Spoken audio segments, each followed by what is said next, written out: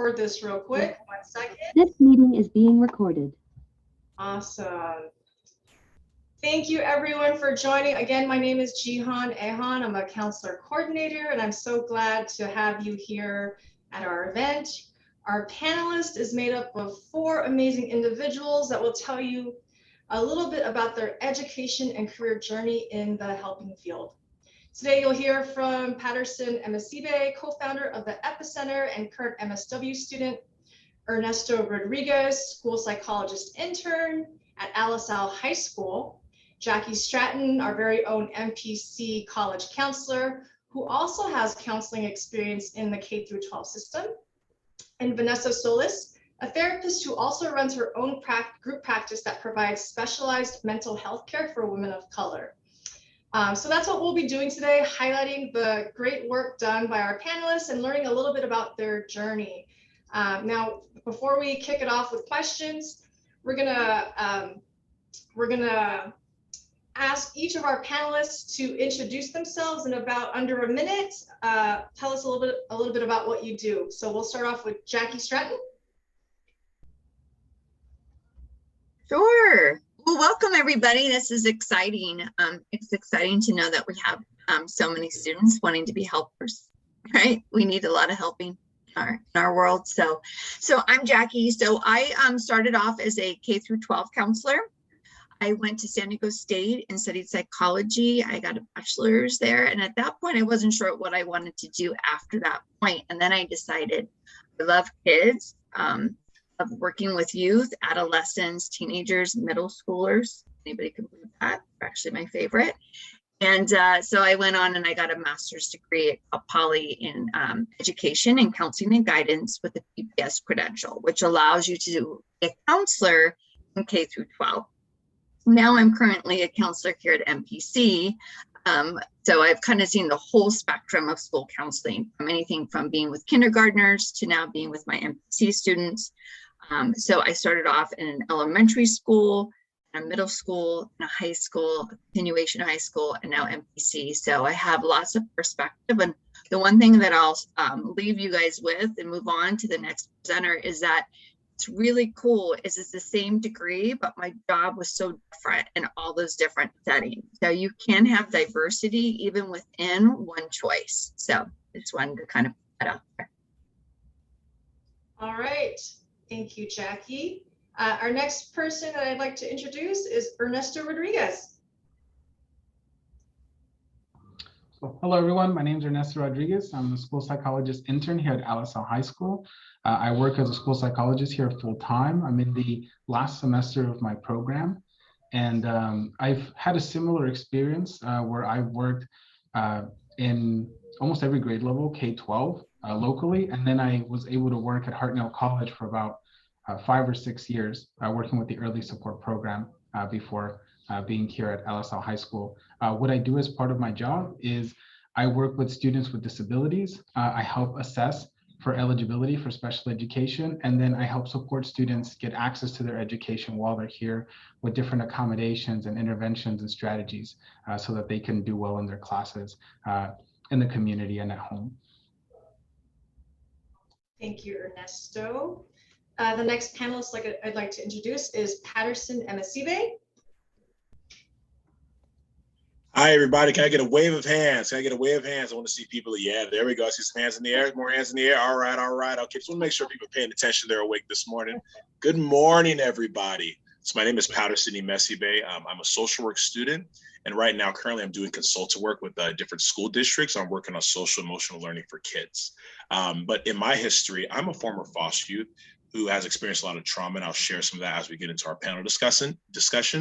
That ultimately led me into starting a nonprofit or joining a foster youth advocacy group, which then led me to start a nonprofit called the Epicenter, which is in Salinas, California, which works for foster youth, different youth from at-risk environments. So we have our probation, LGBTQ, undocumented, folks in different categories. And then from there, I was able to go into the mental health field, work with dual diagnosis of substance abuse disorder and a mental health disorder.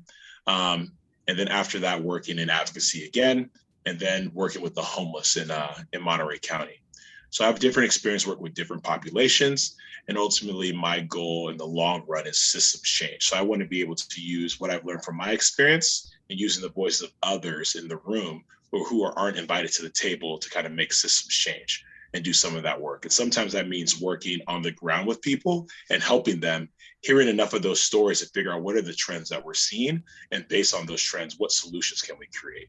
And so for me, it's sometimes we don't always know what we want to do, but sometimes your own life has the roadmap to what you want to do. So I'm here hopefully to share some of my life story and how that connects to what I'm doing now and how it keeps me going in terms of purpose, and then how it relates to consulting work or working with different communities, and giving your gift back to the world. So, yeah.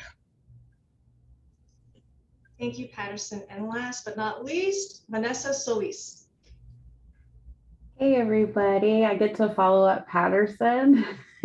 I don't have a dance or anything, but I am happy to be here. Thank you so much for the time and space to do so.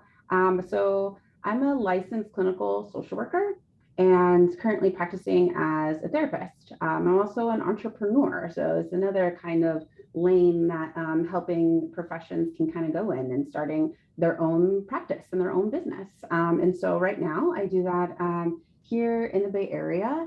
And as Jihan mentioned, I own a small group practice, small but growing. We're a small practice with a big mission in terms of empowering women of color and understanding their brains, their trauma, how trauma has impacted their brains.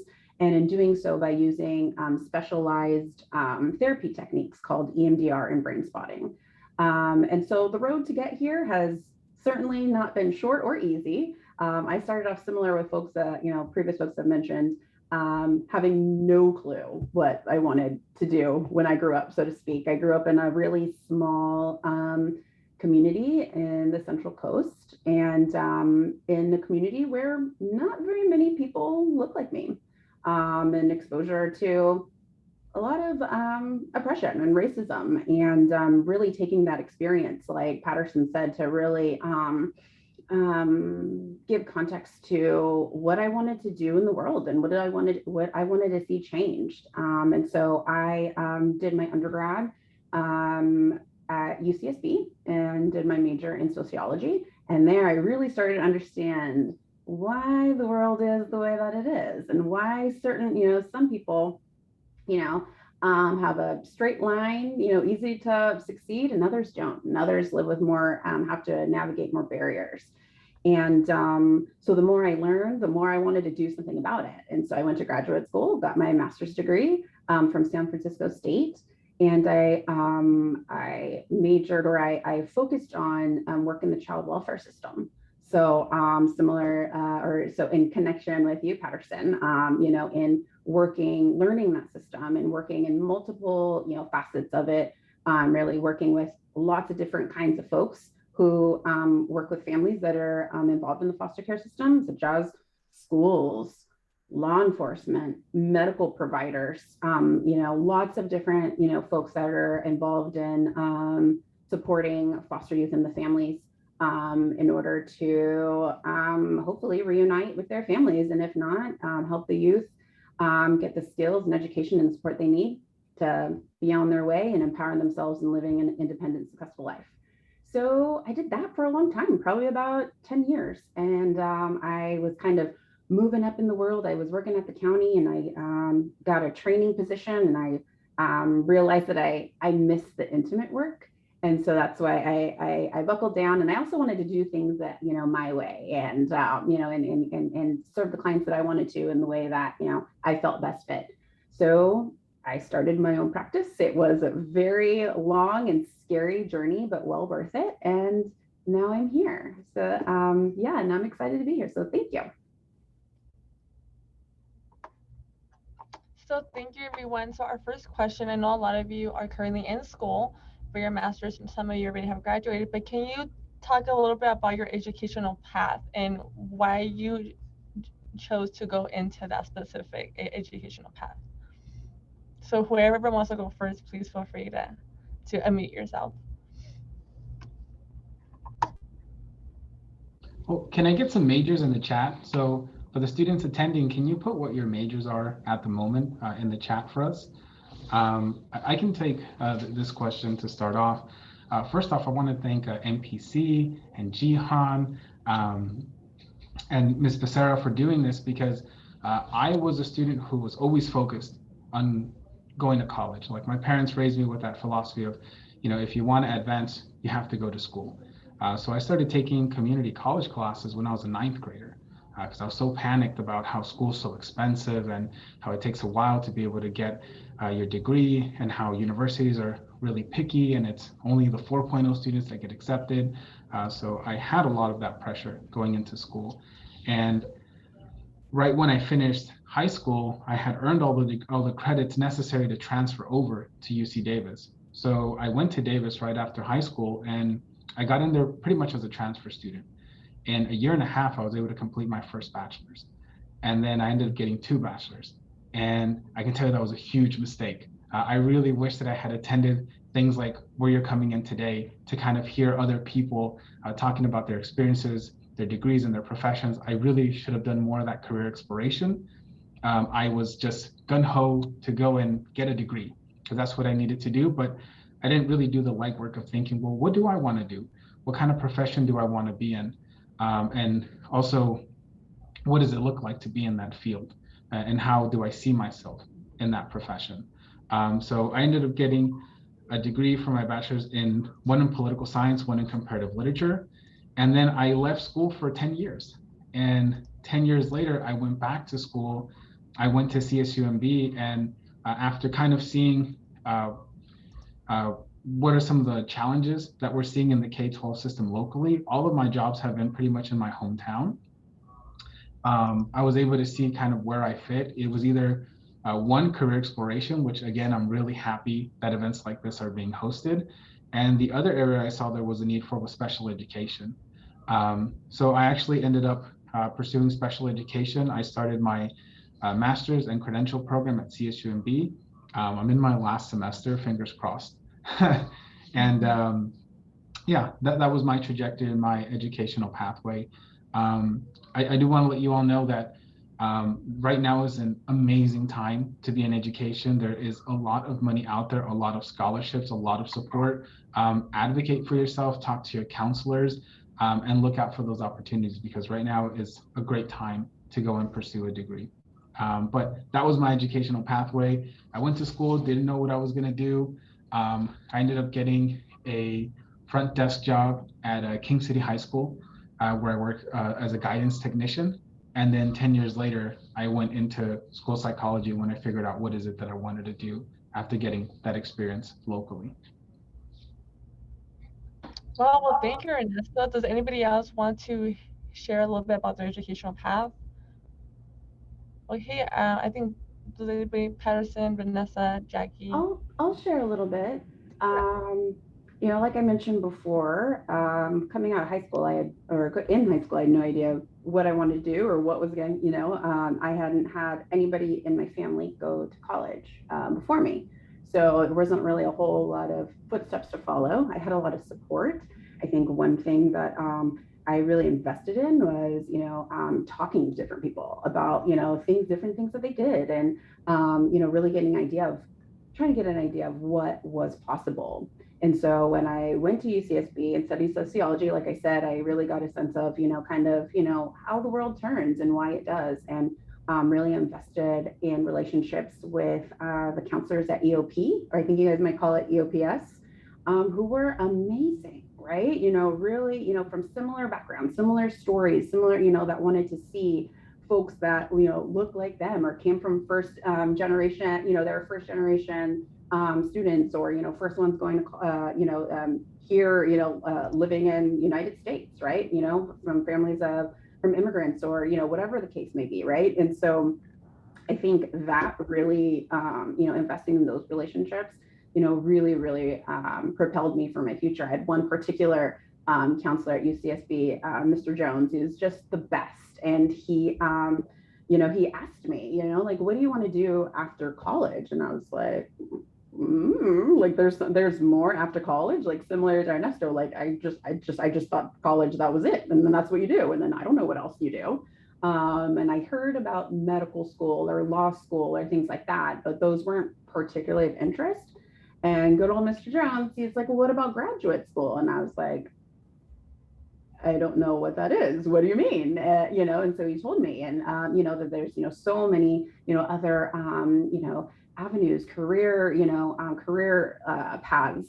And I was like, well, I don't know, Miss Jones, what do you think I should do? And he was like, I think you're a social worker. I think that you just love talking to people, connecting with people, helping people, support people, seeing people do it their best. I see, you know, in the work that I was a peer counselor at UCSB, and so he's like, that's what you're going to do. Go, go, go, go, go. And he ended up, you know, really supporting me with my grad school application. I mentioned I did my focus in child welfare. There's a stipend called the Title IV stipend for graduate students. If you focus your 2 years in your social work degree, you know, towards child welfare, and then commit to working in the child welfare field for 2 years after graduate school, then graduate school is paid for. And I would have no idea that that even existed or anything, you know, about that, had I not, you know, again, connected with, you know, my counselor at UCSB and EOP, and just talked to him about, you know, what's possible and what's out there. And yeah, lucky enough, you know, I'm still paying off UCSB, but grad school is paid for. And so I think that was a huge blessing and be able to make that connection. Well, thank you, Vanessa. I'll go ahead and pass it over to Jihan now. Well, I know, Vanessa, you mentioned that Mr. Jones was like an important person, and I think having those advocates for you are important. I'm wondering, for the panelists who want to answer this, was mentorship important to you in getting to where you're at? Were there, how would you recommend students in terms of like cultivating maybe relationships with others that can help them further their, you know, understanding of their career choices? And this is for everyone, anyone. I can go. So I really think what we're doing today is an example of that, reaching out, asking questions, gaining information. That's going to lead you to your path, understanding yourself better as well. What do you enjoy? When I went to San Diego State right from high school, I wasn't somebody who loved school. It was challenging for me. And so I finally was in a class where things made sense. I was in a Psych 101 and I was like, oh my gosh, I finally love to learn about something. So when you're in a classroom, when you're learning and you're like, I love this, that might be your major. That might be your path. So I know a lot of you in here in the chat box said you're trying to decide between maybe 2 or 3. It's very common. So having those moments, and then what happened was I spent more time asking that particular instructor question, right? And that instructor would give me suggestions, ideas. So reaching out to an instructor that you relate to, coming and seeing a counselor who can help you and connect you to resources, asking a panel, doing your own research. So really taking an active role. Those would be some examples of how you could have maybe perhaps a mentor. I think work experience is huge. I know when I was in the master's program and I was placed in different school settings, I really got a feel for where I liked being. Did I like the little ones? Did I like the middle schoolers, the high schoolers, the continuation students? I liked all of them, obviously, but one environment might have fit me better than another, and I wouldn't have known it until I was out there. So really getting those experiences, and then also you learn from the people who you're doing your work experience with. So I would just say continue what you're doing today by reaching out, gathering information, talking to instructors, talking to counselors, and having those opportunities to do work experience or internships can really help as well. I hope that answers it somewhat. Okay, and I can also add into this question. So one thing I want to say is like the friends you make will be the things you do. So I think even before you find a mentor, it's figuring out where you want to go before you ask people to follow you to join the trip with you. So if you're in school and you have friends who are like going out and having fun, like have those friends, but you also want to make sure you have those friends who are who are studying and putting in the work to get the things done that they need to while you're in school. And then as you're on that journey, you will find those mentors along the way. So if you're like putting in extra time and then your class is like, hey, I'm going to go to office hours, you then join them. So I think sometimes it's hard for us to kind of put ourselves out there in order to do things, but it's easy when we have a companion or a friend to go with.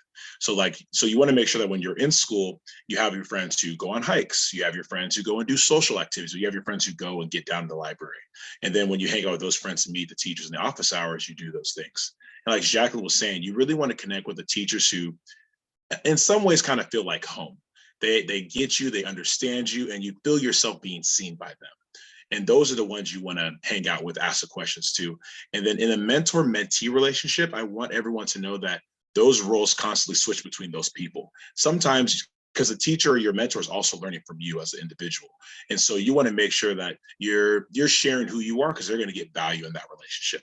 And then make time to like write a card. If you heard about they like dogs, bring them some cat food, like things that are going to nurture the relationship. And that way, when they're thinking of when opportunities come and they're in these meetings with other professors and they're like, oh, we're getting this grant coming down from the school. We want a research project. Who are you thinking of? You're going to be one of the first people that pops in their mind and they share at that table. And I think it's good to create these mentor relationships because you want people to speak well of you when you're not in the room. And so I see people writing this down. So perfect. So yeah, the friends you make will be the things you do. Make sure you're going with them like your little buddy to go to the office hours. And then from there, once you find those people who are like you, cultivate and nourish those relationships because you don't know what kind of serendipity will come from that. And oftentimes you'll hear like, oh, we were thinking about you. Like, why were they talking about you? Because at one time you showed up on campus, you fed that animal and that person likes dogs. And so sometimes things are that small of a connection in terms of mentorship. But sometimes it's like, well, every time we talk about social work and we talk about people and empathy, you really hear what's going on. Like someone gets angry and you're like, that person was shameful. They were feeling shame. Why? Because yesterday they had an argument with their mom and that's why they were upset in the class. And the teacher hears that you're able to kind of tune in and attune to people in that way. They're going to want to make sure that they put you in other opportunities to kind of chisel and help you fully express that strength. And so if you're like, for me, I didn't know where I wanted to go, but I was really good at tuning into people and doing that empathy or being an empath. And so if you find mentors who kind of see those gifts you have, I think those are the ones you want to like tune in and gravitate towards and see what opportunities come from that. Well, thank you, Patterson. Anything else? Or Ernesto, I know you unmuted yourself. You can go ahead and share. Yeah, I just want to add one last thing because I feel like for me, it's always kind of breaking things down. Concepts like mentorship, even like stuff like tutoring, when I was growing up and going through the school system, a lot of it seemed like a chore. It was really like foreign to me. And then I was like, oh, I've seen it in the movies, I've heard about it, and it's like so involved where it's like you're kind of like not even want to go down that path. But for mentorship, I'll say it's really helpful. Don't look at it like a chore. And don't think it's too involved. Mentorship could just be like connecting with someone who's in the field and just getting an idea of what it's like. For me, for school psych, even just sitting down with the school psych, it's not a back and forth relationship, but even just going in and getting to see the test kit and what it's like. Because I can tell you for me in school, there's a lot of times where I felt really discouraged. There's a lot of time where like the classwork that I'm doing, I did not feel connected at all. Like a lot of the theory and a lot of the background stuff, you're just like, like this is really tough. It's hard to like get into it, stay motivated, get focused. But when you think of the long term and you'll be in front of a student and you'll be supporting the student learn how they learn differently and how they're just as smart as all the other students and how they have all these really great qualities. And you're like, okay, I can get through this. I'll learn a little more. Or even you'll start being more excited about learning about a certain person or about a certain philosophy because you'll connect it to that student or you'll connect it to that real world thing that your mentor was showing you, and then you feel more excited. So just think about it that way. It's not a super involved thing. It can be if you'd like that, and some of the best prepared people that I've met have those mentorships, have that avenue. It helps them with job placement. It helps them in the future when they have questions. I've developed some of those, but again, just kind of remember it's involved. It's as involved as you want it to be. It's there to be helpful. So don't shy away from just starting that process, even just saying hi and getting to know a little bit about how that person's day breaks down. Like that's mentorship and that's really helpful. So don't be afraid to pursue those things. Thank you, Ernesto. We have a question in the chat from Leilani. She said, what do you all suggest to help narrow down one's aspiration and passion is? Are internships beneficial, job shadowing, or job interviewing? So anybody wants to answer that question? I could jump in. And thank you everyone for adding questions in the chat, where I see some of us on the chat are also responding. So do that. If you guys like reactions, hearts, clapping while people are talking, feel free to do those things, because we'll see those. It gets us pumped to talk. And I like sharing metaphors and analogies before I speak, so I'll share another one. So in terms of like figuring out what you want to do for your work, I would see it as a buffet. When you first go to a buffet, what do? You get a big plate and you try everything at first, right? But then what happens the second time you go up? You start picking just the things you like. And then from there, you probably narrow it down to, whenever I go to the buffet, I always get the chicken wings, the ranch, and this. And so when it comes to approaching jobs, and Vanessa said this too, it's like, go and try everything. Go work in different spaces, because sometimes you don't know what you like. My parents are immigrants from Nigeria, and my role was supposed to be either a doctor, a lawyer, or an engineer. I am none of those things. And yet at the same time, I am all of those things as a social worker. As a social workers advocate like lawyers, we change systems like engineers, and we heal like doctors. So on some level, I'm nothing my parents expected me to be, and in some ways more than what they thought I would be, based on these cultural expectations. But all of that took time for going on exploring. In undergrad, I was a part of AS.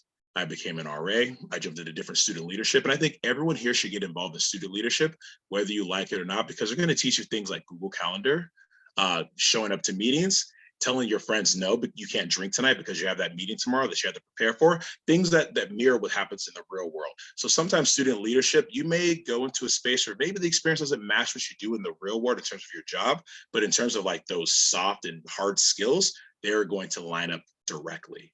And so getting involved in student leadership and having to juggle school, work, student leadership, those things will connect, and try everything, because then you'll get a mentor, like we said, and they'll say, you know what, you're doing this job, but I see you working over here, or I see you doing this, or they'll shift up the role for you. So in terms of job shadowing, I would say go everywhere and anywhere. Ask folks if they have internships unpaid. And sometimes with your school, you'll have service learning opportunities to do that, or majors that have that built in. But in terms of that, just try anything out, and those things will work.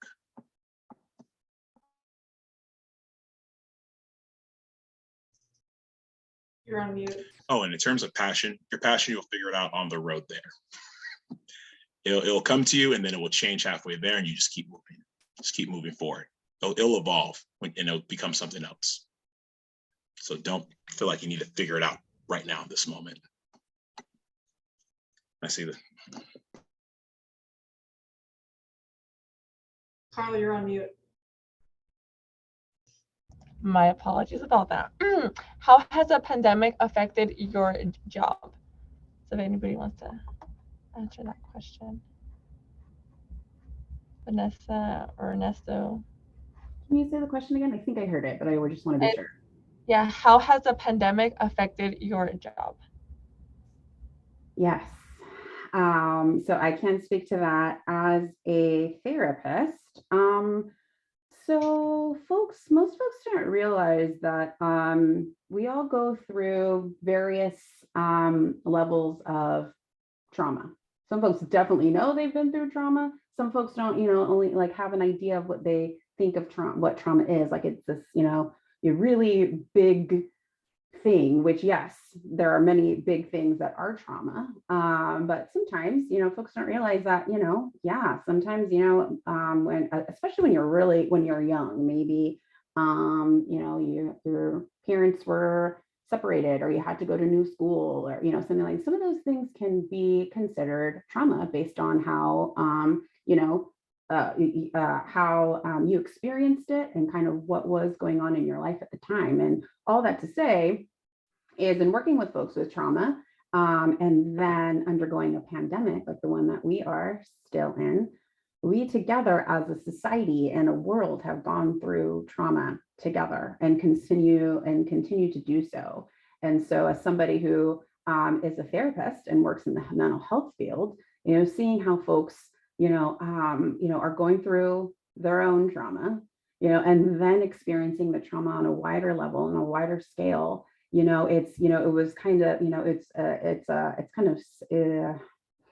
kind of the experience of being a therapist during pandemic is very mixed because, you get a chance to really help people in need and at the same time be human in the work. And so, it's fortunate, to say that, right now being a therapist was a sustainable choice in the pandemic. Actually, again, I have my own practice. So we saw a surge of people really needing to, mental health care, which is great that folks are starting to, lean into the need, to take care of their mental health.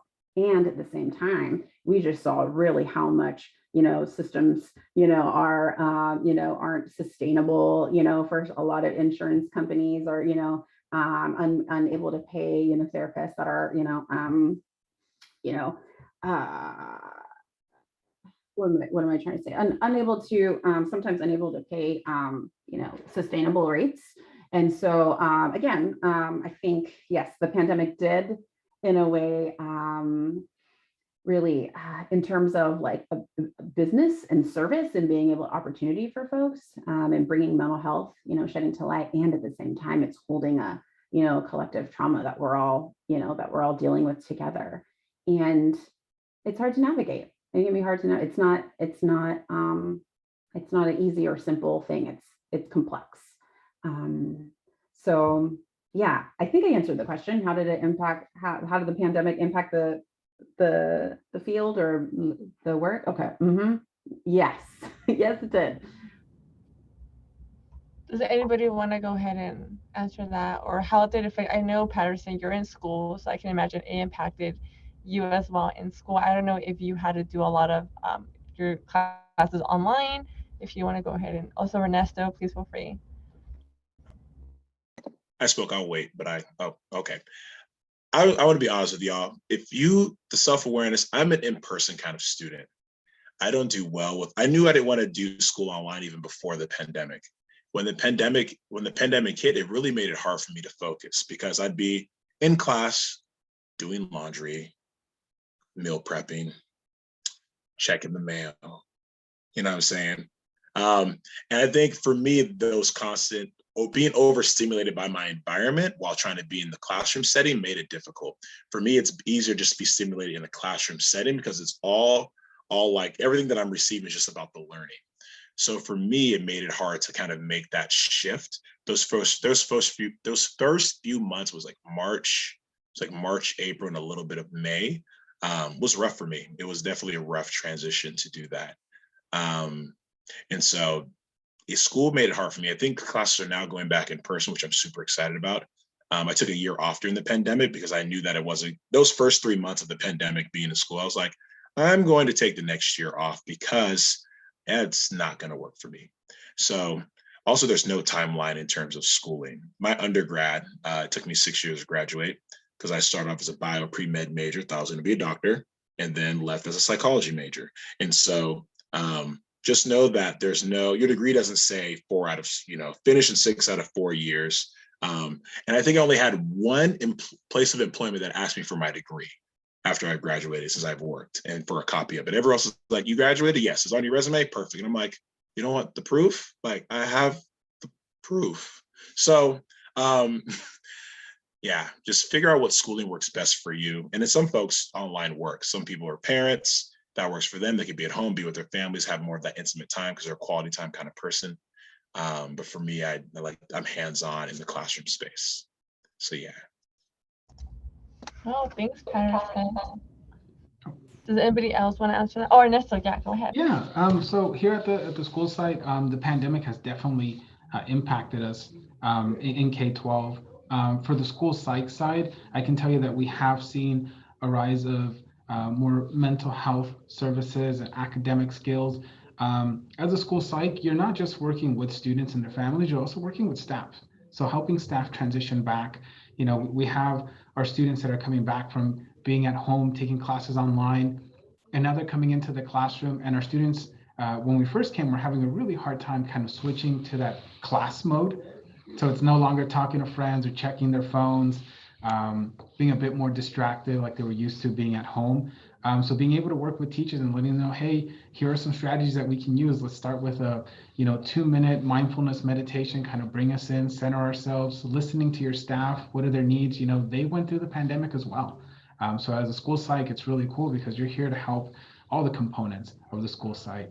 Another thing that really happened with the pandemic, it got me really excited about my job because there's a lot of things that we were talking about in the K-12 system and public schools in particular about things that are possible and things that are impossible. And nobody could ever tell you like, oh yeah, we'll be able to switch all of our students online.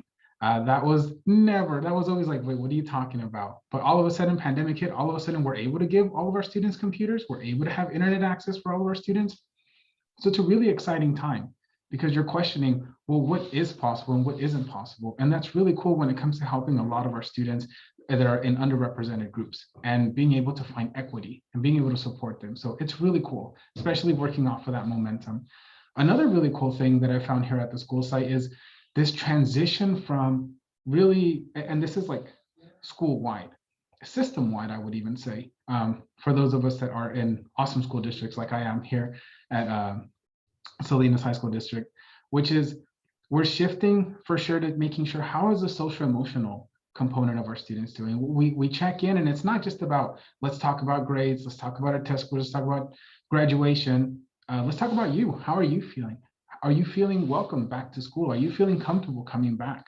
And that's really cool that we're working on that student connectiveness to the school, feeling comfortable coming to school. So there's a lot of really cool things happening at the school site. Yeah, pretty much it.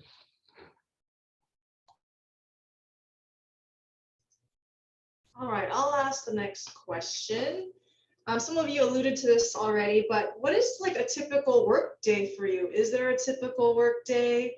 Tell us a little bit about some of the tasks that you do. And I know, Jackie, you also have experience in the K-12 system. So maybe if you answer this question, if you could talk a little bit about K-12 and at the college level as well. Sure. You were reading my mind. I was like, I'm going to go back into my kinder days. So those days were quite different, right? I spent a lot of my time, I was in school that had a lot of poverty, lower socioeconomic, a lot of foster kids, like just a lot of kids in need. So I would spend a lot of my time in the classroom supporting the teachers and also working one-on-one and in group with our kiddos, helping them express their feelings, how to do conflict resolution, perhaps having to call CPS, Child Protective Services for some of my children at that school. So it was very social emotional. It was like, how do you express yourself in a healthy way? How do you cope? How do we make sure they're safe? It wasn't very academic. It was much more social emotional. So if you're somebody who loves kids, loves working with those pieces, maybe K-6 is a really good fit. Middle school is a little bit of a combination. I would spend some time doing meetings with parents and teachers and the student, because in middle school is when students are having to really balance multiple subjects at one time and they start to struggle a little bit more, or students who have been struggling, it seems to show itself a little bit more at that point. Also friend issues, right? It's very important at that time. And also academics. So we start kind of balancing a little bit of all of it. That's why middle school is one of my favorites. Of course, in the K-12 system, you're up and going, right? You're up out at break, doing break duty, lunch duty, bus duty, dance duty. Like, so it's a way to really connect. I think I miss that the most, the movement throughout my day. I don't do break duty at MPC. I did do it at a middle school and a high school, and that's how you connect and you interact with staff and with the kids and with families. My day was never the same. So if you like your days to be different and not sure what's coming your way, then middle school is a really good fit.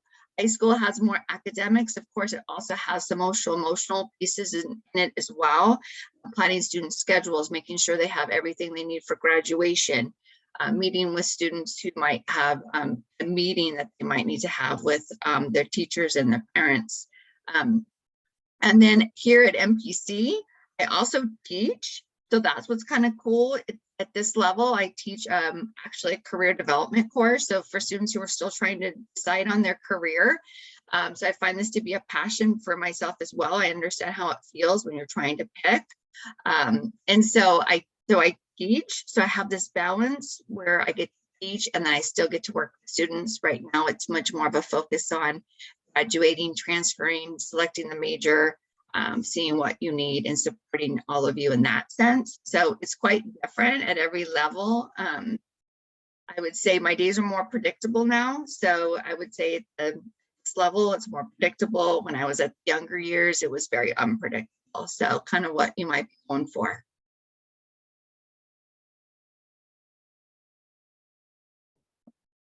I can add on to that as well.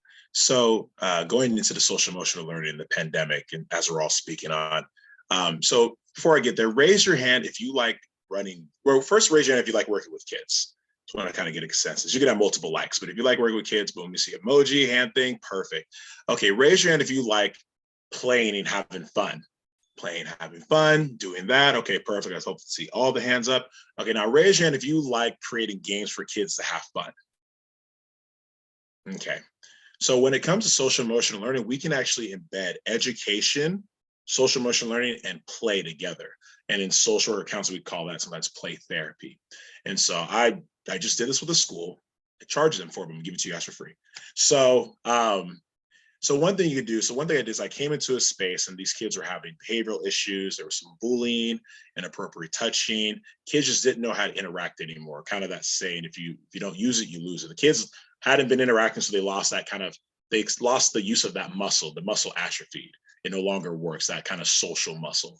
And so first I came into the space, we put all the kids in a circle and we said, we're going to play a game. Asked kids, are you ready? And they said, yes. And I didn't say anything. I just started stomping my feet 3 times. They started stomping their feet. I started clapping my hands. I started doing different things. And the last thing, I kind of jumped up and sat down and they did the same thing. And I asked them, like, how'd you guys know what the rules are? You said, I'm like, I didn't say. Some kids, it was different grades. Kids like, oh, you showed us, we mimicked you.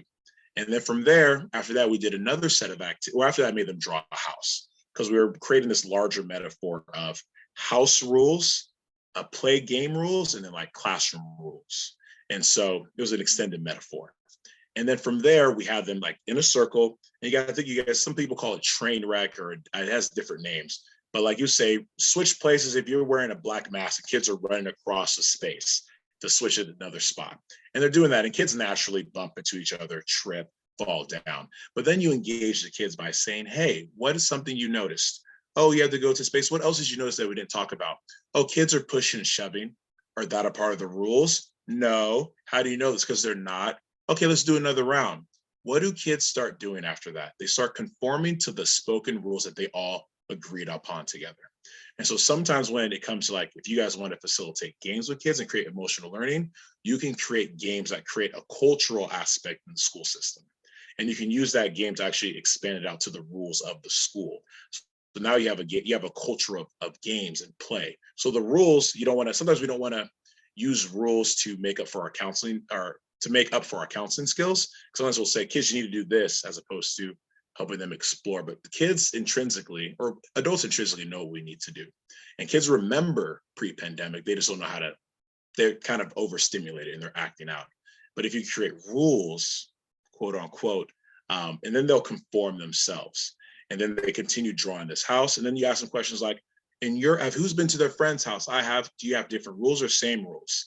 Well, how do you figure out the rules? Can you change the rules? Can you invite the teachers to change the rules so you guys can have better games? And so now you're creating these different agreements with children-friendly language or kid-appropriate language. Because if I say, kids, you need to be more compassionate, they would say, huh? Because that's an adult word. If you say nice, that fits. But if you say rules and nice, now you're translating to kid-appropriate language. And now you can create a culture around this and create a movement. So if some of you guys like working with kids and like doing activities and making it fun and creating a culture around it, you can expand what you do into a bigger setting. You can do this in schools, you can do this in community groups. And then the goal, and it goes back to Liliana's question, like job security. Sometimes you can look for a job that's secure, or you can develop skills that are secure no matter what how society changes. And so there's this quote that MFTs and social workers kind of argue about. So my MFT friends, we have like this unconscious beef or whatever, but they're like, social workers are jack of all trades, but expert of none, which is like, oh, like you guys aren't really deep in anything. You just have to know a little bit of all of it. But the whole quote goes, jack of all trades, expert of one, but jack of all trades, expert of none, but oftentimes better than expert of one. So it kind of says that no matter what, society will change. And if you're an expert of one thing and society changes, if you need machines at McDonald's and you can't do that anymore, like that job will disappear. But it's oftentimes yes, look for security, but develop the skills that will keep you going no matter what happens. So that way you're in your passion, you find the things you love, and you're continuing to give your gift to the world. Because I didn't learn that in a school. I learned that skill doing community organizing in communities. And then I was able to bring it to the classroom space. And so oftentimes some of your skills that you learn in different spaces are transferable. So you just have to figure out, like, how do I take this here and put it over here? And so that's what I would say about social emotional learning. And then to the question in the chats about job security and cultural expectations. And I think cultural expectation, like if cultural expectations to be the best in school, do that. And then when you get to the end line, you'll figure out, okay, what are my skills? Let me reassess. So yeah. Well, thank you, Patterson, for that. And thank you for answering the question in the chat. My next question is, what is your inspiration in your job? Like, what makes you get up every morning to do your job? Or Ernesto and Patterson, that you're an intern, and Patterson, you're a student. Like, what really inspires you every day to get up and say, okay, today's a new day, let's do this? So anybody wants to share?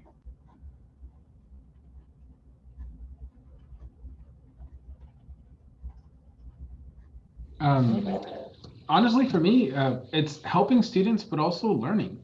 And that's when I feel like that's when you know you're in the right place. When you come and you're so happy to learn new skills, because it helps you be better at your job and helps you better support students, families, staff here. So that really excites me, how to get better. And that's where I feel like having some of that exposure, having someone to talk to, some of that mentorship really helps early on, because it completely changes your experience in the classroom. Like when you're learning stuff, you're like, oh, okay, this will help me in this scenario, this will help me in that scenario. And you're able to make those connections, because a lot of the time when you're at school, like I said, for me, it was really difficult. It felt very disconnected. It felt like a lot of work. I was always having to work full time. I had to support my family, had to go to school full time, had a job. Like it was really difficult. But when you're able to come in and you feel really connected with what you do, it's very helpful. So for me, the things that really get me excited are helping students, especially helping students that have historically had a lot of difficulty with feeling like they're in control and they're navigating their own destiny. A lot of the time our students feel like they're passengers and they're just moved on year by year by year. Also parents, like they feel like they don't have agency and like they don't know how to help their students. So it's really cool to bring in parents and let them know that they're experts in their child and that they have all of these really great skills and all of this good information that'll help them provide better outcomes for their kids. And also working with our students, like getting them to realize, like, yes, you are college material. Like, let's talk about what do you want to do in the future? A lot of our students, especially students that are going through the special education system, feel like college is a really far out there idea. Like I had one student who told me when I asked him about college, he's like, well, college, me? Are you kidding me? And I'm like, yes, of course. And that student right now is actually taking a class at Hartnell, K-12, their Coder Dojo, and he's learning to code as a 9th grader. So it's really cool, like when you provide them with these opportunities, they're just so open to them. So that's what gets me excited, being able to come to work and feel like you're being a difference maker. And that's really cool. And you can definitely do that a lot in public schools. There's so many students here that are just waiting to meet you and learn from you and get that support.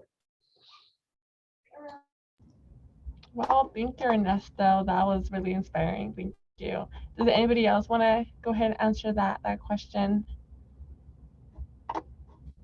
I'll share a little bit. I know for me is staying connected to my values and why, you know, I do what I do.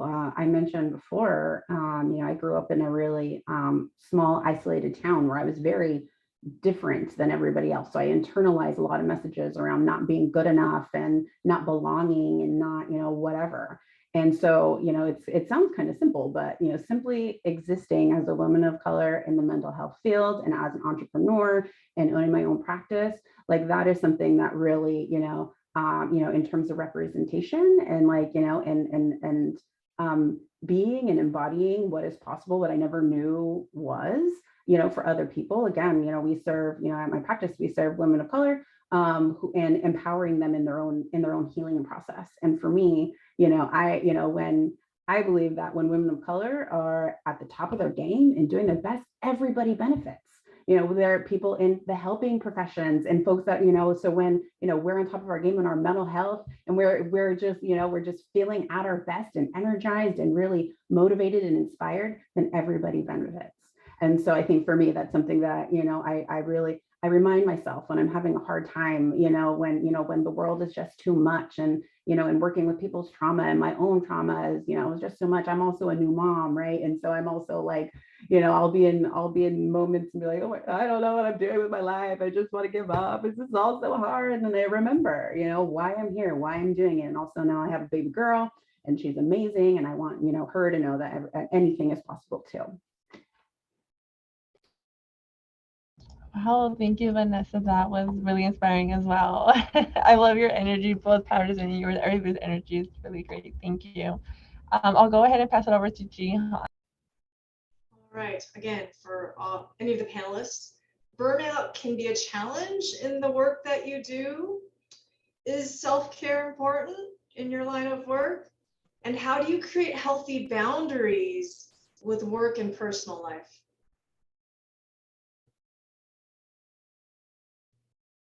That was funny, Jihan. Is self-care important? Yes, it is. And it's not, and, you know, oftentimes it's kind of thrown around and, you know, and it's made to feel something like it's something that you can just easily do, or that you can just go shopping or take a bubble bath or get a massage or, you know, or whatever, right? And yes, if those things make you feel good and you have access to them, lovely, do the things. But a lot of it is, you know, incorporating what you already had mentioned, Jihan, at least for me, is boundaries. And I think a hard one for helpers and for helpers is saying no, or saying I can't do that right now, or I don't have the capacity to do that right now, or I can't do that now, but maybe I can do that later. Because as helpers, we want to do all the things and help everybody to the point where, you know, like you mentioned, like we just burn out. We can't be everything to everyone. And so knowing kind of like where your lane is, what you're best at, and also knowing what other folks, are able and can do. And that goes with professionally and personally. Helpers, again, tend to be the helper in their family and friends. And so the one that, you know, the ones that, you know, your family and friends go to for therapy, like, you know, for real quick, can I ask you something? And I did that for a long time through my family and friends. And then I got to a point where like, I'm tired. I can't, like, you know, everybody, you know, I'm going to start charging. No, not really, but I'm not going to see you. I'm not going to,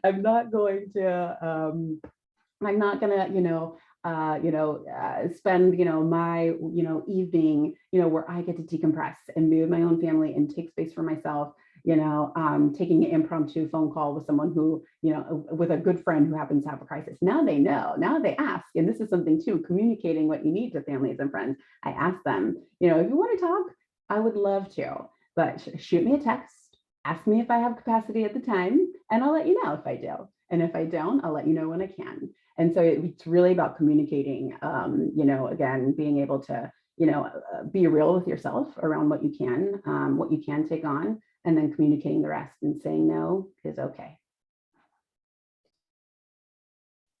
I was just going to piggyback on that, like knowing your scope of your role as a school counselor in K through 12. There are certain things that I would do, and then there was things that I would refer out to someone like Vanessa. So just kind of knowing your role. And I think it's important as helpers also to when you're going into a helping field to know, how am I going to take care of myself? How am I going to develop boundaries? How am I going to stay balanced? How am I going to know when I need to say no or redirect somebody? I'm really thinking about that, because being a helper is an amazing thing, but you also have to take care of yourself. So just right now, you don't have to say it or anything. Just think about, how do you recharge, right? Some of us recharge out with other people, and some of us need alone time.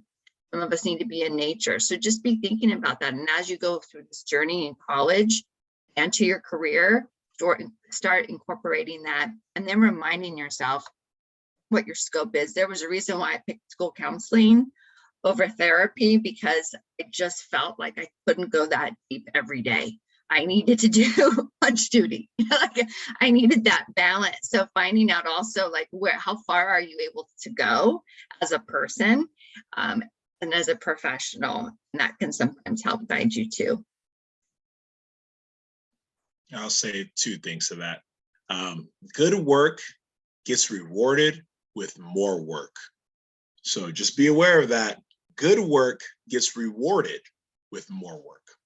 And so going back to the boundaries and what both Vanessa and Jacqueline are saying. And the other thing is too, for me, I like to think of, like, in terms of self-care, like the harmony in my life. So I need to have sacred rituals that I participate in on like a daily basis that help me recharge. So every morning I go to the gym, I meditate, I journal. I went through a season of not doing those things, and I found myself being more irritated, not sleeping well. Like, even some of my jokes were a little bit meaner. It was just, I just saw who I was shifting. And so when I do those things that ground me on a daily basis, it gets back to what Vanessa's saying. It's like, yes, the bubble baths are nice. Those are like one-offs. I think sometimes self-care needs to be a practice that we built in. Like, self-care needs to be something that's a radical act that we're doing on a constant basis. And so when I'm going to the gym each day, even if I'm not working out, let's say I'm just going to do cardio because I don't feel like doing weights, but at least I got to the gym. I got grounded. I got out of that space. Because sometimes we're at home, we check our messages. I'm a thinker. I'm an overthinker. And then I start ruminating on the negative. I start, once you get into that dark spiral about there's certain thoughts that plague you that kind of get into your skin, and then they kind of leak out of your behavior, out of your communication. When I'm going to the gym and I'm journaling, I'm meditating, and I'm hanging out with the right types of people that feed my soul and my spirit, I tend to show up better in the world. But when I'm not doing those things, it's like, were any of you high school athletes? Raise your hand if you're a high school athlete. High school athlete, raise your hand, or athlete at all. And did you feel like during the season you felt more grounded? And then when you're off season, you're kind of like eating more all over the place, partying more, kind of just like coping and maladapted activities? Yes, because we were less grounded, and it was easier for those things to kind of not only take us off our game, but also kind of suck us in. So I think when we're making self-care a radical practice and making it something that we're striving for on a regular basis, we tend to show up as ourselves better. And then going back to the original thing, just because you're showing up better doesn't mean you need to take on more work. Remember to say no, y'all. Remember to say no. Like, I could, but I won't. I could, but I won't. And then remember, if people do make you do more work, keep a could you just list on your computer. A could you just. When people give you more work, it's like, here's your job descriptions and as duties as assigned. Could you just make a list of those things, of all the could you just, because then when you apply for another job, you can be like, what are all the things you do? And if you look at your old job description, it may not actually speak to what you did at that organization. But when you look at your could you just list, you're like, oh yeah, I've managed systems. I've taken care of this data, like boom. So keep your could you just list. That's kind of like your radical resistance. Okay, if I'm going to do this, I'm going to keep note of this, because you're giving more value to the agency than what you signed up for. And that's a whole nother conversation. Well, thank you, Patterson. Does anybody else want to share? Okay. Vanessa, I know you mentioned that, you represent women of color. For students that are on this call, what advice would you give them, for them that want to go into this type of, industry? What advice would you give them? Yeah, thank you. I think this was spoken about earlier. I think really investing in relationships.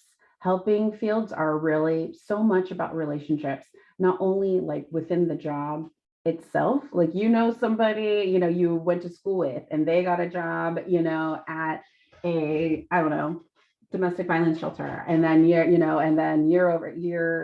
work for child welfare, and to have that connection with somebody you can call and be like, hey, it's me. I got a client who needs who needs a bed in a shelter. Do you have one, or do you know anybody? And so, I mean, in terms of like the relationship building with the work itself, invaluable. But in terms of connecting with folks that understand, right? That understand what it's like to not only exist in a field that can in many parts is in other systems dominated by white folks, that that understand what that experience is, and that you can connect with, and that can validate that experience, and that and that have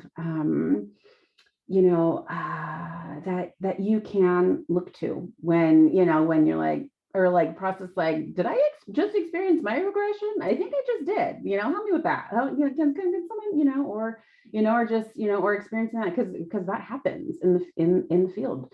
Racism is alive and well in multiple institutions and multiple systems, and we experience it in multiple levels. And so being able to, again, really find your people, not only because it'll make your professional life awesome, but also it'll nourish you, during when the times are really hard and really tough.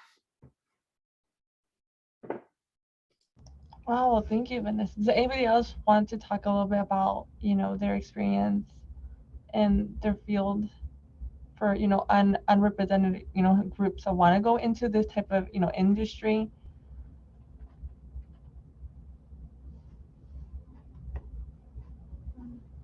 Okay, Jihan, I'll go ahead and turn it over to you for. Okay, we have a couple more questions. This one actually came as a private chat from a high school student, but I think it also applies for those who are transferring and thinking about graduate school. Like, what recommendations do you have for students, high school students, college students, who want to maybe become a social worker that will make them stand out in the application process for college?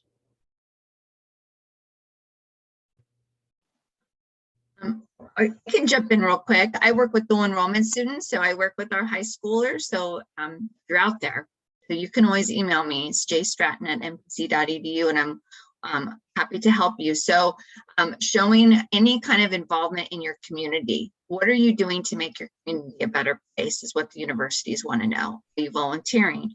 Are you working? Are you part of a club on campus that's doing something to help others, fundraising, doing things for others, kindness club, whatever it might be, something like that. So to answer that specific question, I would say getting involved. It's not just about grades.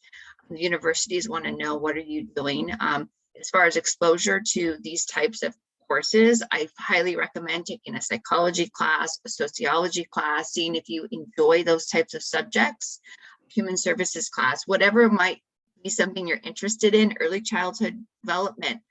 See if you like it, see if you love that information. And if you don't, most of those classes can also count towards general education. So it's not going to hurt you necessarily. And if it helps you define what you want to do or what you want to major in, it's a good use of time. So looking at some of those classes, and you can take them while you're in high school if you'd like, and I can help you with that.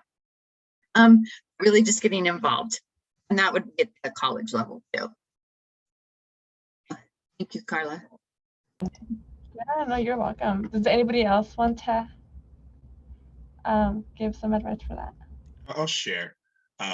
This is what I put in my application for CSUMB for grad school. But I guess before we even get there, I would say be comfortable with sharing your pain or your trauma. And I don't mean it as a way of like, I'm trying to figure out a way to say this. So first off, I'll say this. So going back to earlier, I said my trauma. So trigger warning for everyone. If you're a tapper, snapper, dance after this, we can do a little activity real quick. But and I'll give you real brief, but my father had killed my mom and my grandma when I was younger, when I was 12. which sent me and my 4 siblings into foster care. In my college application, so wait, I see people looking down, looking away. Okay, everyone, clap your hands. Come on, just everyone move. I need everyone to move. Come on, I see smiling. Come on, clap your hands. All right, now everyone shimmy, y'all. Shimmy, shimmy, shimmy. Hey, shimmy, y'all. Come on, Liliana. Come on, shimmy, shimmy. I see ya. I caught you. All right, y'all, just get a little giggles in there. Just wanted to shift the energy real quick. So I shared that in my story of talking about having immigrant parents, dealing with domestic violence. Some of these folks, when they read your applications, they want to get a sense of who you are and what diversity are they, like, I don't even want to make this like an Olympics thing, but they want to know the diversity that's coming into the school. They want to say they have diversity. And so it's not just a diversity of identity, but it's a diversity of experience, and diversity of experience, like what may have happened to that person as well. And I'm trying to figure out a better way to say it, but if you have a story that you can share, but also that will help you liberate yourself from that story. Because I think the more I told my story, the more I got to, sometimes we call it exposure therapy, expose myself in small ways to sharing that story and owning that story. Not only did it liberate me from that story, because sometimes when we share our trauma, we notice the room gets dark, it gets quiet, we feel everyone's looking at us, and we start having this kind of like other thought that's going on in the background about what are people saying or thinking about us. And it kind of get this overwhelming dread in the moment where it feels like death is right next door, or like not, or like sitting right next to us. But I think the more we can share those stories, the less we have that feeling. But then also, the more people want to kind of tune into the rest of our story. And I don't want to say it like that, but sometimes it's like, hey, you grew up with DV or self-harm, but you're also a person of color or a woman or a minority. Or even if you're a white person and your family's, Irish and they were oppressed back in the day, and some of those generational curses, traumas continue in your family, those are things to share in terms of having the school understand who you are. And I think that gives the school insight. It gives the admissions folks saying, hey, this is a great candidate. But then also, schools also want to bring in people who are going to make great alumni. So if you share this story and it sounds like you're a trailblazer already because you have good grades, you've been involved in a lot, and you have this backstory, like you sound like a Netflix special, and you are going to graduate from this school, of course we want to take you. We want to be a part of season 3 of your Netflix story. So feel free to share those background details, your backstory, or some of y'all might be like, well, this is my billing era. Share what started your billing era, and then help the school be a part of what helped you kind of move. I know, right? You're like, I'm on my billing era. I'm setting these boundaries. My friends don't know what to do with me. Look, share those backstories in your application, and put yourself forward. Because even if whether you get accepted or denied, you're going to feel good about showing up all the way. So, and then you can take that template and use it for scholarships. Boom, boom, boom, boom, boom, boom. Wow, well, thank you, Patterson. Well, it's 12:11, so I'm gonna go ahead and open it up. Jihan, I don't know if we have any more questions from the audience. If any of our audience members would like to unmute themselves and ask the panel questions, this is your time. They are here to answer questions, so please feel free to add them in the chat, or if you're too shy to mute yourself, it's okay.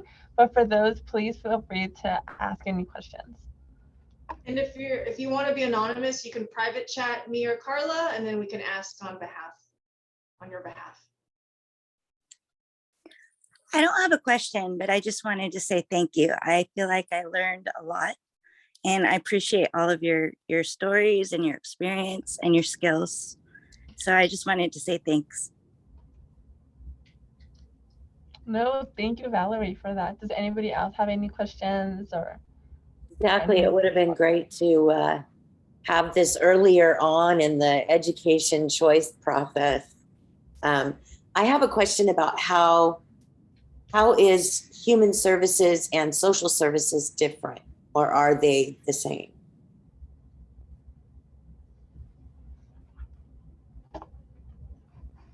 Wow, I didn't mean to give a loaded one. I think we have a faculty member here from the Human Services Department who might want to answer that. Yes. Okay, I'm unmuted. Human services just in a nutshell, is much broader than social work. So social work is one of the human services, but there are more human services than just social work. So it's just a more broad category, but they are very similar. Let's see, what else can I say about it? Human services at this point, I would say is much more grassroots based. Social work has gotten very professionalized over the years, and generally you need to have a license and all that kind of stuff. But at human services is more broad, more diverse, and you can do a lot more at a community level, at a grassroots level, without needing to be sort of in the big system. And that's overgeneralizing, of course. Is that something that is a major, or what? How? It has been. I've taught human services at MPC for 20 years. So the program started in 2001. It started as it's part of the CTE, which is Career and Technical Education Program, CTE program. So those programs at MPC, you can get a certificate of completion. You can, or you can get an associate's degree. So either or, they're meant to make you job ready in the shortest amount of time. So they're very much skills based.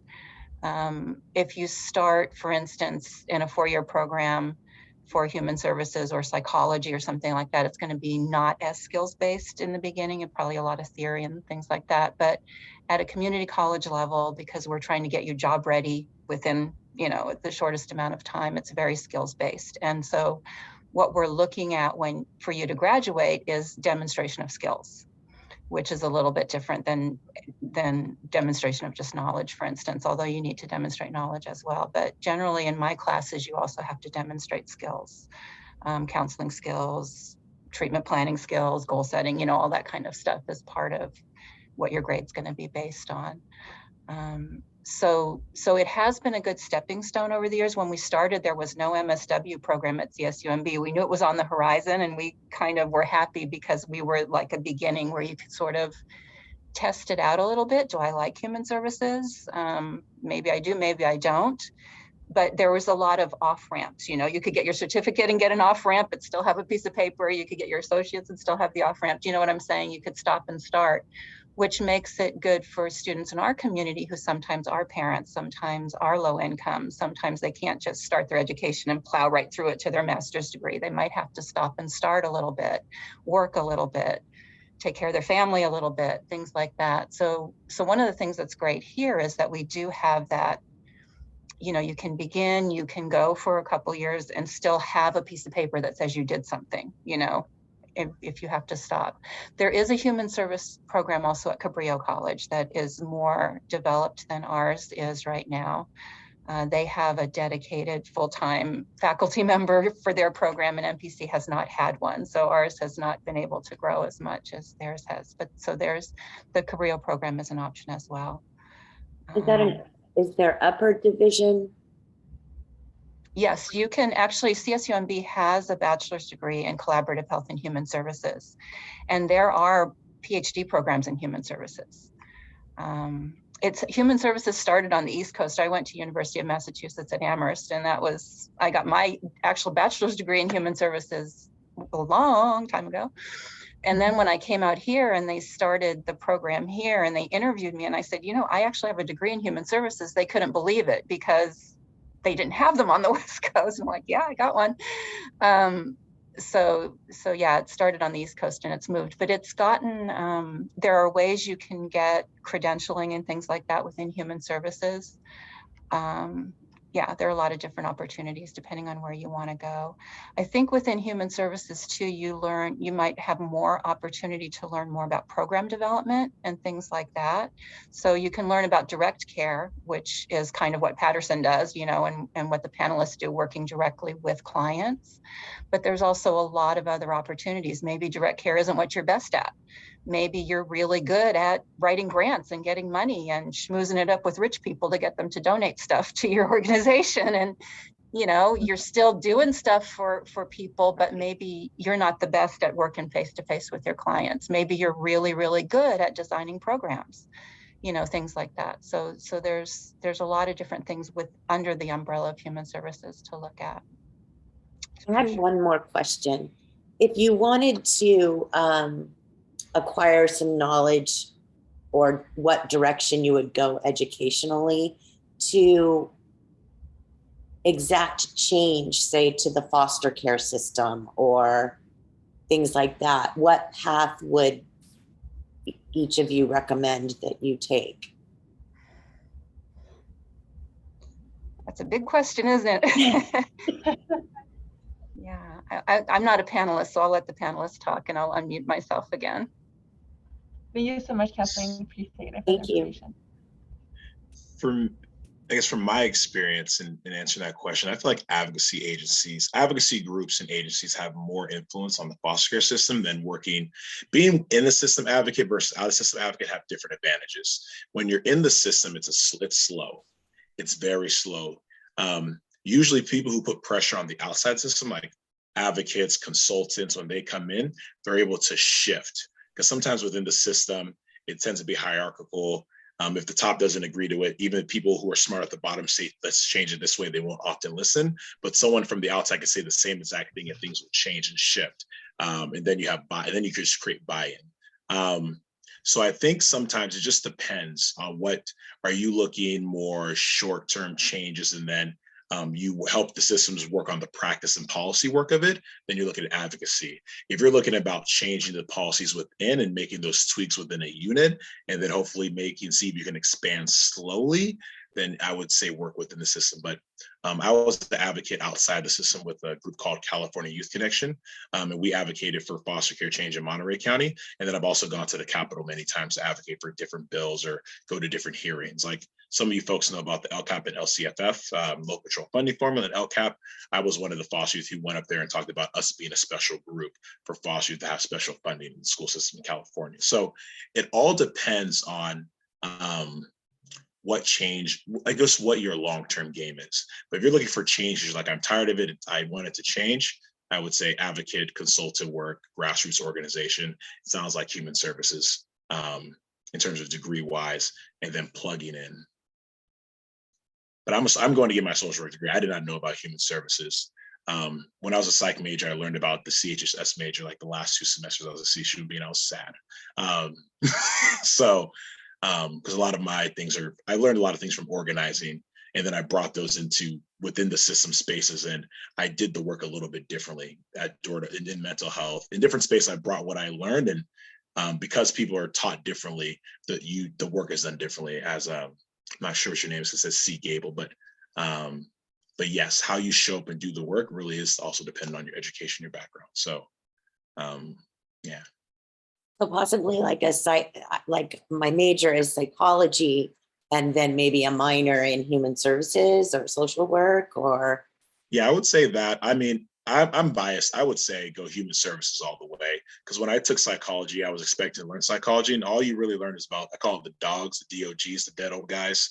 And you don't even learn about their theories. You just learn that they were the forefathers. And we kind of just like put them on this pedestal to acknowledge the cultural shifts, but we don't really acknowledge anything else. And then you go through your research methods class and you do a research project, and then you kind of get the basics of psychology, and then you move on.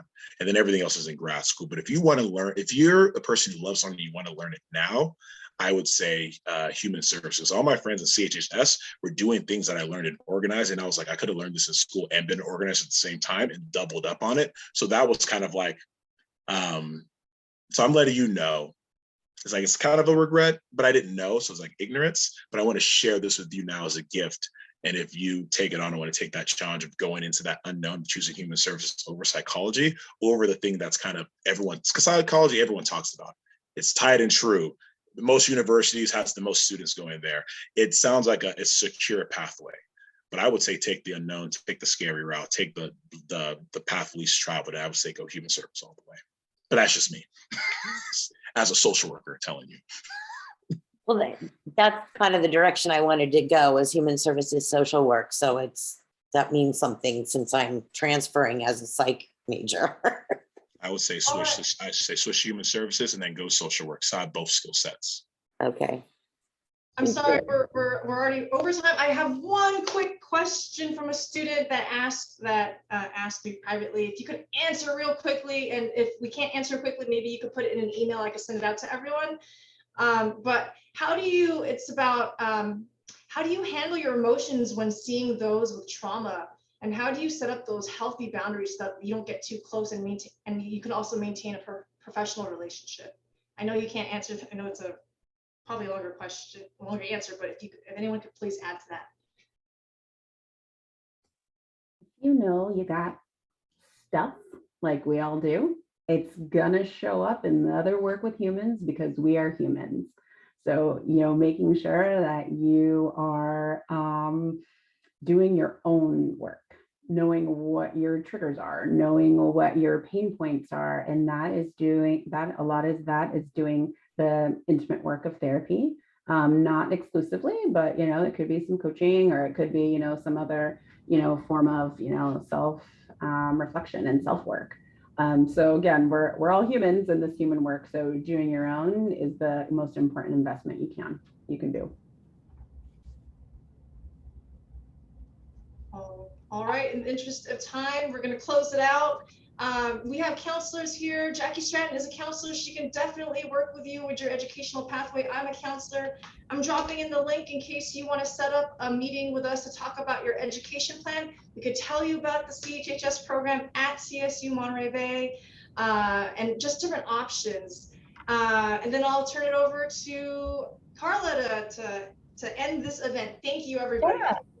So I want to first thank all the panelists for, you know, being able to be with us today. Thank you so much. You made a positive impact, and I've learned so much from each and one of you. So thanks so much for being here. I also want to thank all of our audience for being here today. I hope you learned a lot from our panelists. And I also want to thank our faculty from the Human Resources Department, Kathleen, for being here today. For those that would like this recording, just please go ahead and send me an email or Jihan. I'll include my email in the chat. This event is being recorded, so please feel free to, if you would like a copy, please feel free to reach out to us. And I just want to thank everybody for being here. Thank you so much. This concludes our panel discussion for today. So thank you so much for being here, everyone. And we hope to see you soon. So thank you. Thank you, everyone. Upcoming events. We'll go ahead and send it out in an email to everybody so that you can attend. Thank you, everybody. Thank you. Bye, everyone. Thank you.